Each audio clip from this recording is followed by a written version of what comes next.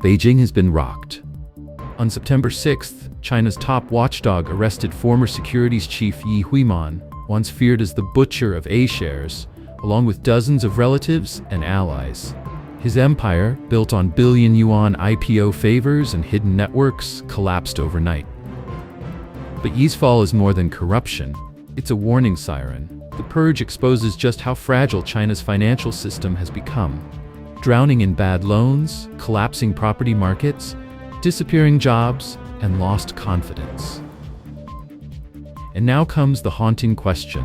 Is China sliding all the way back to 1999? An era before the middle class, before prosperity, when survival itself was the only dream? It's all covered in today's China Unfiltered. Before we dive into all of this, let us know in the comments where you're watching this video from. Connecting with viewers across the world is a huge source of inspiration for us. China's financial earthquake, the dramatic fall of the butcher of A-shares.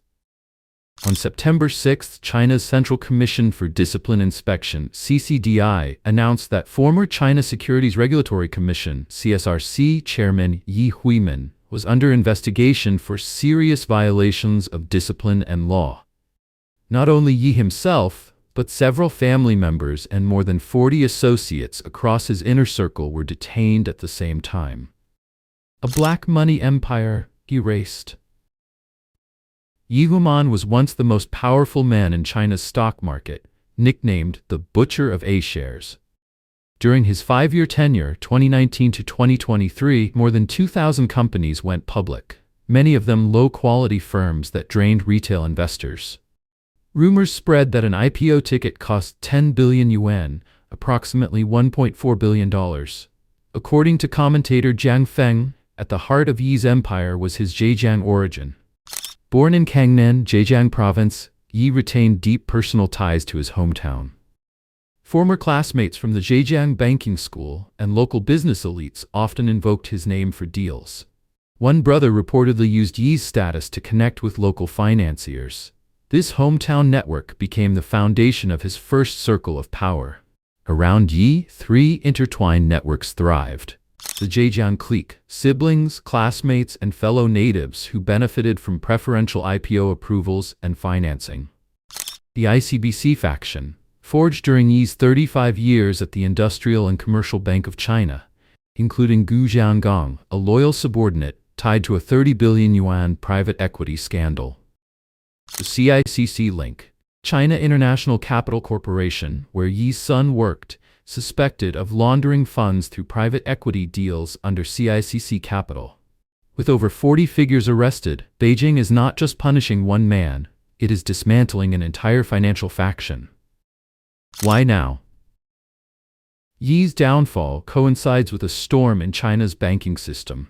From January to September this year, the People's Bank of China injected an extraordinary 10.8 trillion yuan, approximately $1.5 trillion, into the market, an end-of-days flood. Yet despite this blood transfusion, the banks remain gravely ill. Net interest margins fell to 1.42%, below the global safety line of 1.8%. ICBC, Yi's former stronghold, dropped to just 1.3%. HSBC was forced to take a $21 billion impairment on its stake in Bank of Communications. These numbers make the crisis impossible to hide. International investors see the cracks, and capital is fleeing. The death spiral of China's finance. China's financial system is trapped in a self-destructive loop. The state forces banks to issue political loans, even at a loss. Banks bleed capital and see profits collapse. The central bank prints money to bail them out. The more money printed, the greater investor panic. Foreign funds rush for the exit. The economy weakens further, forcing banks into even more risky lending. This is a death spiral. Every attempt to fix the problem only deepens it. Yi Huiman as a sacrificial pawn. According to commentator Jiang Feng, against this backdrop, Yi's arrest serves 3 purposes. Externally, reassure the public that the market crash was caused by a corrupt official, not systemic failure. Internally, shift attention to scandal and away from the hemorrhaging banks. Politically, intimidate the financial elite. No one is safe. not even after retirement. A signal for the future. Strikingly, the last three CSRC chairmen have all fallen. Xiao Gang after the 2015 crash, Liu Shiyu in 2019, and now Yi Huiman. The regulator's chair has become less a throne than an electric chair. Whoever sits in it is destined to be sacrificed once crisis erupts. Yi's downfall signals not strength but desperation. When a government must repeatedly kill its own financial managers to preserve public confidence, it is proof that the system can no longer heal itself. China is steering a sinking ship, and each high-profile purge is just theater on the deck, while water keeps rushing into the hull. The fall of Yi Huiman was not just about one man's corruption. It was a symptom of something larger. A financial system so fragile that many now ask if China is sliding all the way back to 1999. The Great Reversal. Is China really returning to 1999? For years, China was hailed as the world's growth engine. Double-digit GDP, skyscrapers rising overnight, high-speed rail across the land, all signs that the nation was charging into the future. But lately, that picture has dimmed. Experts debate what kind of recovery China faces. V-shaped, where the economy falls sharply but bounces back just as fast. U-shaped, where it sinks, drifts at the bottom, then slowly climbs again. Or L-shaped, where it plunges and then stays stuck at the bottom with no rebound. Ordinary Chinese cut through this jargon. They say it is none of the above. Not a V, not a U, not even an L, but an inverted L. In other words, the economy has fallen, and instead of finding a bottom, it keeps sliding lower and lower. So the haunting question is, how far back is China sliding? To 2019, before COVID? To 2015, after the stock crash? Or all the way back to 1999, over 2 decades ago, when the middle class barely existed? In this analysis, we'll probe 7 fronts: real estate, employment, exports, local debt, and social confidence, to ask where is the true bottom of China's decline? And is this the start of a Japanese-style lost decade, or something even worse? Why 1999? The middle class as a compass. Think back to 1999, a very different China. The country had just staggered through the 1997-98 Asian financial crisis. Growth slowed, exports faltered, and millions of state-owned workers lost their jobs in the massive Xiagang layoffs. Urban disposable income averaged only 5,854 yuan, roughly $706 at the 1997 exchange rate, which comes to less than 500 yuan, about $60 a month. Enough to scrape by, nowhere near affluence. Housing was still welfare apartments from work units, not private property. Only in 1998 did Beijing abolish this system, opening the door to a real housing market. Back then, middle class was a foreign phrase. A family was considered well off if it had a refrigerator, a bicycle, or a landline phone. Vacations abroad, investment portfolios, and private cars were beyond imagination. It was not until December 2001, with China's entry into the WTO, that a true urban middle class emerged. Engineers in export factories, coders in Beijing, small entrepreneurs in Shenzhen, office workers in Guangzhou. They bought homes, built assets, earned stable salaries, and believed in tomorrow. So when people say China is returning to 1999, it doesn't mean skyscrapers will crumble or high-speed trains will halt. It means something deeper. The urban middle class, the engine of China's past 20 years, is being pushed back to square one. And when that middle class collapses, so too does the Chinese dream. Real estate, from middle-class ticket to debt bomb. For 2 decades, China's middle class was built on real estate. About 70% of household wealth sits in housing. An apartment was never just shelter. It was the ticket to marriage, respectability, even identity. But since 2020, that dream has imploded. Evergrande, once a Fortune Global 500 giant, defaulted. Country Garden, Sunak, Fantasia followed. Across the nation, hundreds of projects stand abandoned, silent like cement graveyards. The cruelest blow is liquidity. Owners slash prices 20 to 30% below the 2021 peak, yet still find no buyers. According to Reuters, 2025 data tells the story. New home prices in 70 cities fell 2.8% in July after a 3.2% drop in June. Property investment this year is forecast to fall 11%. New home sales area is shrinking 7.5%. Overall, 2025 home prices are expected to fall 3.8%. This isn't just a decline, it's frozen wealth. In 2024 alone, nearly 800,000 homes were foreclosed and auctioned. Each one represents a broken family. As Wen Zhao observed, this mirrors Japan's 1990s crash, when Tokyo's commercial land prices plunged 70% and residential prices fell over 50%, erasing a generation's savings. China now faces the same fate, only on a far larger scale. Employment, a generation trapped. If real estate empties wallets, unemployment drains hope. By July 2025, the numbers are stark. According to data from the State Council of China, the urban jobless rate rose to 5.2%, up from 5% in June.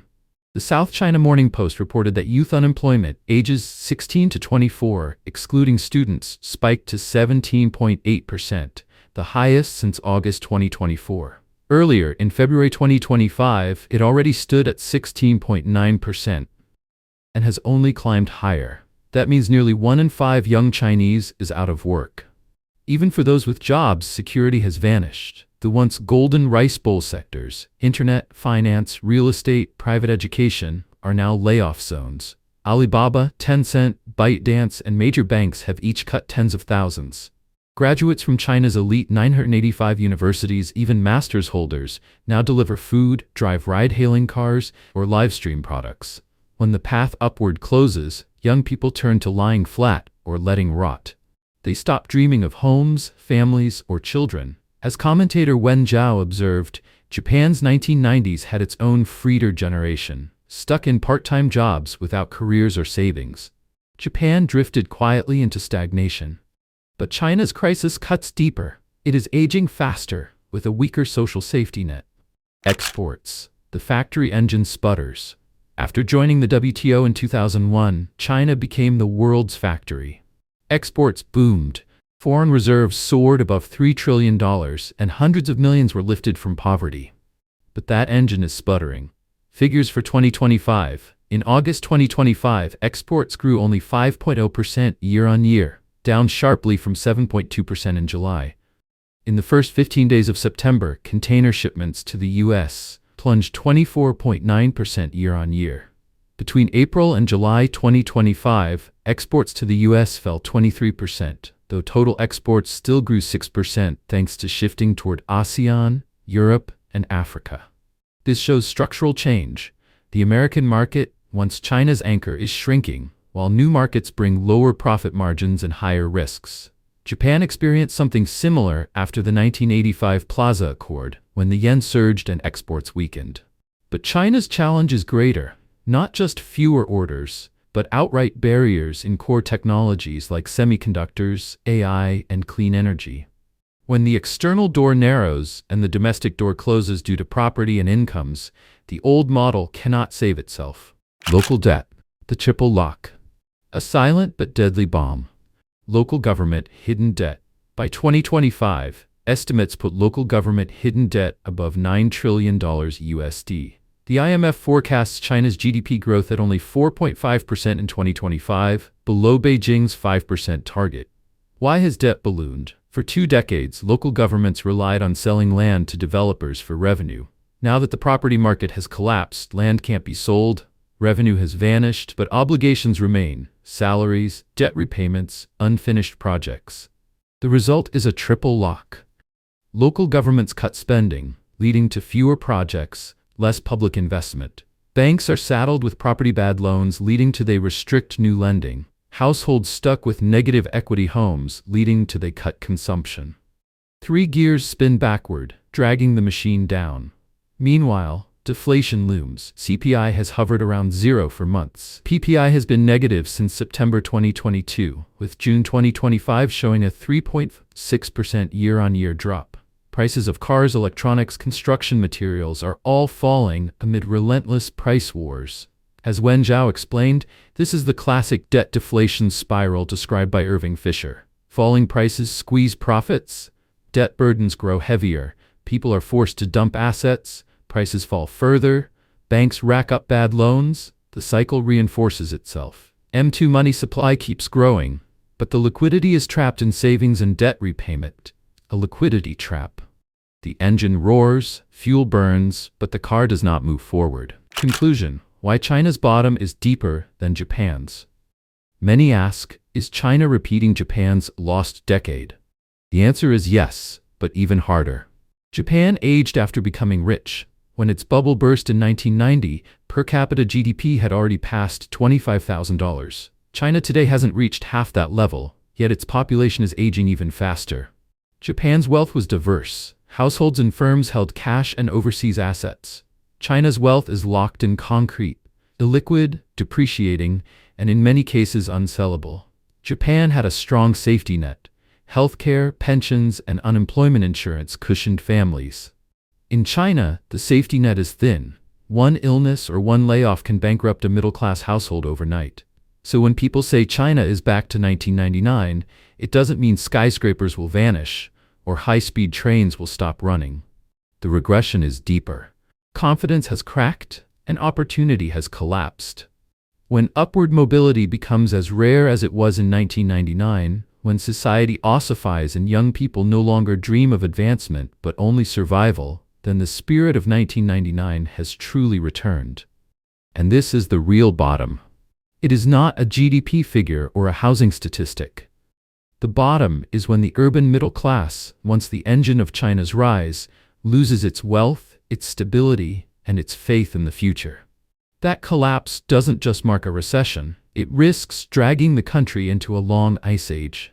So the final question is, can China rebuild the class that carried its dream for 2 decades, or will the dream itself remain frozen at 1999? Please leave your thoughts in the comments below. We'd love to hear from you. And don't forget to subscribe for future analyses.